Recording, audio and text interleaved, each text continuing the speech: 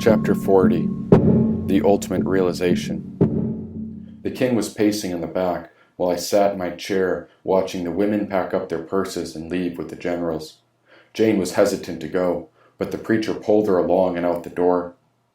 And if she was trapped under their control, if she had no choice but to continue on, then that made two of us. There was always a choice, and I could forsake the king's orders and run after her. Or I could fight the battle Cicero had spoken of, by following my own path, and that's what I was praying Jane would do too. Here I was, alone with the king, when the door shut and all the voices went mute outside. This whole pyramid had been engineered so sturdy that each wall was impeccable and soundproof. A moment ago I watched Jane's eyes peer through the door before it closed, and she was gone for good. It seemed as if the king and I were in a separate dimension without anyone's voice to disturb us. The kitten crept out from under my chair to sniff the bag that Cicero had yet to emerge from. "There are written rules we call laws, but there are also unwritten rules too," said the king. "Do you know the difference?" His hand alternated between his hips when one wasn't rubbing his beard as he continued pacing by the back bar. "I wrote the laws so that everyone aboard this chaotic structure could have the slightest bit of direction. For example, the first law I created was to protect our Grand Pyramid at all costs. That's why there's no fire allowed inside our vessel," said the king. "Now do you know what happens to the people that break the laws I wrote?" He had broken his own law too. Sure, he caught me when I lit the bill on fire, but it was the king who had given me the ingredients to ignite my flame. "Of course you know what happens. We put them in extraction because you're the beast who tortures them. So what happens to those people who break the unwritten laws? What do we do with them?" asked the king. "Well, there's no place for them in extraction, and there's certainly no place for them in our pyramid. So where do they go?" He stopped to pour himself a drink. The red mahogany-colored whiskey dripped into a crystal glass before he carried it with him and took a seat in his throne beside me. "Let me show you what happens," said the king as he pressed a button under the table. "I call it extinction." The only curtain still concealed in the room sprung open beside the brick wall to reveal a lone man deserted in a cell. There were many cells housed around this room, but this cell contained no bed, no chair, and not even a mirror for the old man in the corner. He was left to wither alone, and his gray hair had grown mangled when he tilted an eye over his shoulder to peer at us. The closer I looked, the more I realized that this man's space was not a cell, not even a cage, but rather this was the old man's grave. There was no door in. The metal bars were permanently mounted into the ceiling and the floor. He was dying here, and even Ma knew it. "This man was unwilling to learn our ways, and when there is nothing left to extract, we must wait until they go extinct," said the king. This poor man had nothing left. They'd abandoned him with the clothes on his back, a hole in the corner, and all that was left was a pile of wax from melted candlesticks over time in the center. "If you ever try anything like that again, I'll put you in a cell once he's dead. Do you understand?" said the king. I understood the king's command, and so I nodded in agreement. Looking back toward the old man's cell, I noticed he was nowhere close to death. This man's soul was glowing so bright, even if his body was ready to pass. The king's eyes could only see the material world, and all he'd ever focused on was the physical entities roaming under his command. But the king's eyes were not aware of these energetic forces emitting from the old man's illuminated crown. Yes, the king had the golden crown, but someday his authority would end, and meanwhile this old man was emitting a light ready to ascend. He was the true ruler, the benevolent leader of the cosmic lands, now caged in a three-dimensional cell. But who was this old man? His back was still to me, and every time he took a breath in, I saw the light glow as if God approached him with every bit of air. Exhaling the breath out, I watched his light approach God, and then he held the exhalation and surrendered to this almighty light. This man was exhausted and weary, but there was no panic or worry. He was far from done. Light was radiating through his core when I realized that the old man had already won. He had taken this life as far as it would go, and even as he sat dying, he fostered a power that the king didn't know. Just as demons will never rest, this angelic man would not quit. He was fighting to the very end, holding a magical light that few could emit. A demon was living beside this old man all along, and yet he still cultivated this light, which was impossible to resist. The king had confined him with nothing, and still the old man was determined to persist. And what crime did he commit? I asked. He broke an unwritten law, one so terrible that this was the only option left for him, said the king. He tried to turn the people against me, and the sentence for terrorism is extinction. Terrorism. He was referring to the unlawful use of violence and intimidation, especially against civilians, in the pursuit of political aims. There was certainly a terrorist in the room, but it was not the old man. It was between the king and I. Now the king stood up and wandered back towards the permanent cell, sipping his whiskey when the arrow had touched my hand. Now the king clinked his glass against the metal bars, trying to get the old man's attention. We always end up where we belong. Isn't that right, Ditto? Said the king. The old man didn't respond. Instead, Ditto focused on his breath, staying concealed in the corner. Isn't that right? Yelled the king. He threw his glass between the bars, and it shattered against his back. Blood trickled down his spine, yet somehow it hadn't disturbed the awareness of his breath. You're either with me or you're against me, said the king. From now on, you follow all my rules, or I'll make sure you regret it for the rest of your life. Do you understand? Said the king. I was looking at Ditto when I nodded on my own, but it was T. Hammond's glove that wouldn't agree. I was simply observing when T. Hammond's palm took hold of the arrowhead rather tightly. Good, said the king. Now, Jack, show me your loyalty and pack me a bowl. He pointed at the glass apparatus. What? You work for me. You always will, Jack. And since I want to get high, you're going to fill that bowl full of crack, said the king. He was looking at the bag of quality drugs before he went to the back bar to refill his drink. He turned, and I unzipped the bag of quality drugs when Cicero's smile emerged. Lying on his back with his belly facing me, he raised a paw and handed me an orange pill bottle. There were all sorts of orange bottles labeled with various substances underneath Cicero, but the opossum insisted this was indeed the one. I took the orange bottle from his paw when the word stated the drug was called DMT.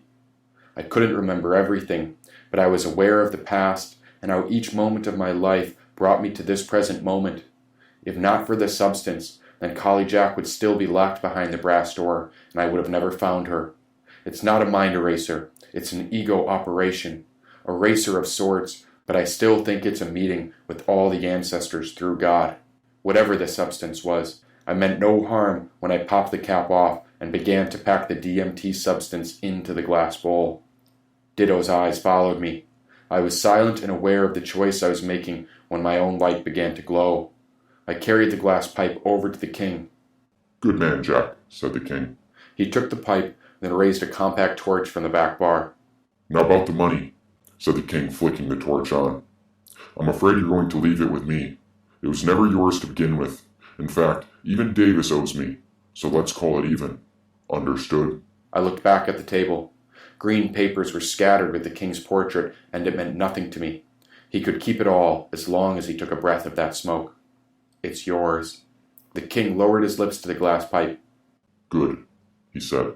The compact torch sent a ray of intense fire scorching the white substance. With his lips secure against the glass pipe, he inhaled a giant puff of white smoke. Holding it in his lungs, he exhaled a cloud past my face as the smoke billowed out into the room. You're free to go now, he said. And soon you will be freed as well. The king's smirk fell flat on his face. His eyes stared dead ahead while the rest of his body began to collapse into mine. The king muttered, "What drug was?" He tried to find a seat, but the drug came upon him as his pupils changed. He was leaving this physical world and entering a new dimension when I lowered him onto his knees and held his shoulders against my waist. He was sitting on his heels when I watched his eye close. Soon his entire sight would dissolve, and he'd forget how he was living in this body all along. "He's a goner now," said the kitten climbing out from underneath the table. The man called the king, the one who had killed me, was helpless and alone, kneeling before thee. With his body numb, I wasn't sure if anything would hurt. And even after I killed him, let's all remember the truth. He killed me first. Oh, not I. No, not me. I was someone in this body, but not a Mowgli, you see. It was T. Hammond's idea, because he was already dead. So it was T. Hammond who moved our legs toward the king, kneeling ahead. All I did was watch. through one little eye. And here I saw T. Hammond's fingers pulling out a canvas holding an arrowhead high. Unrolling the blade, T. Hammond stretched the canvas tight. It was taut between both his hands while he held the arrowhead on our right. Approaching from the rear, T. Hammond threw the canvas around the king's head, pulling the page tight around his face. Every thread began to spread. Then we pulled his head back, and but this was not I, this was not me. T. Hammond was doing it because a Mowgli was dead, you see. I was simply observing what a single human being already did to me. Now T. Hammond pinched the canvas around his face when the king opened his eyes. His eye was poking through the lone hole, revealing how a king would cry. Tears were falling. Now his mouth tried to speak, but the drug held him tighter than I was holding the page around his cheeks. But this was not I, no, this was not me. All I did was watch while T. Hammond pinned the king on his knees. This man was helpless. Even Ditto knew he was dead, and now the preacher gasped while T. Hammond lowered the arrowhead. Wait, someone was in this room. But why did I care? T. Hammond was braver than any general ever even dared. Her blade was sharp, pointing at the back of his neck. This was the same way he killed T. Hammond, and now this hawk began to peck. Yes, a white hawk with one eye, a bird with a canvas beak. And T. Hammond held the page tight while the king tried to speak. Now a ladybug was looking down, and then but it was not I, this was not me. T. Hammond steadied the arrowhead on his neck when my third eye opened to see, because as I looked down again, I found some words looking back. Life is beautiful, were the words I had written so long ago. So poetic and true, even the broken sentence seemed right. It was a reminder to be myself while the king tried to fight. And if the king was dying, then soon he'd be dead, and so I wanted to prove which slave put the blade through his head. Pinching the canvas tighter, I pulled off my mask. His eye was peering up into my eye, into the life of Collie Jack. One eye, the king muttered. Yes, now this was I. Of course this was me. T. Hammond's copper mask was gone, and I came to fulfill the king's final deed. I locked onto his eye, and then a ray of light came in view. Wait, I saw a moth flickering her flame. I saw our light coming through. There was no mistake when I saw her light within this man. She'd given birth to this king, and we were connected through this man. This made us kin. We were long-lost brothers, and if I banished his light, then this would be a sin to all our fathers and mothers. I dropped the arrowhead. I had to step back. The light within this man was the same light of Collie Jack. And if we saved this king, if we exposed Ma's light, then her spirit would spread through all of us, and all futures would be bright. It would glow in all people, through all cities and states. Everyone would wake up to see the truth. The awakening awaits. I released the canvas from his head. I was safely backing away. The blank page fell to the floor and... A pocket of light exploded from behind. All the energy in the room shifted while I watched the king fall forward after I saw our light explode. I was trying to set our light free. That's why I dropped the arrowhead. But now the canvas was soaking in fresh blood pouring out from the king's temple. Time stood still long enough for King Burns III to lay dead on the floor. He'd become a silhouette of a soul lying empty before me. I turned around and saw a smoking barrel in Jane's hand. No. We were so close. If he changed, then everyone would see it. If he changed, then all the people could grow too. They were about to see our light illuminated through their own king, but now all the masses would remember how the natives took him down. They'd say I took the king's life, and we'd be on the run forever. Fake news would spread, and whatever lie the citizens wanted to believe would be twisted into the latest gossip. A new panic would arise, and we'd be left with the fears of our foes for the rest of our lives. Life is cruel, said Jane. Everything we ever touch has to die. No one but the preacher was with her. The room was silent, and then Ditto began to hum the sound of the Om from his cage. After the noise settled, Cicero was making his discomfort known. He'd been drenched in blood, while the kitten had only been splattered. The pool of red gore was spreading from the king's head while I stared down at the canvas to read the words I'd written long ago. Life is beautiful, I paused, because even the things we fear most have to die too.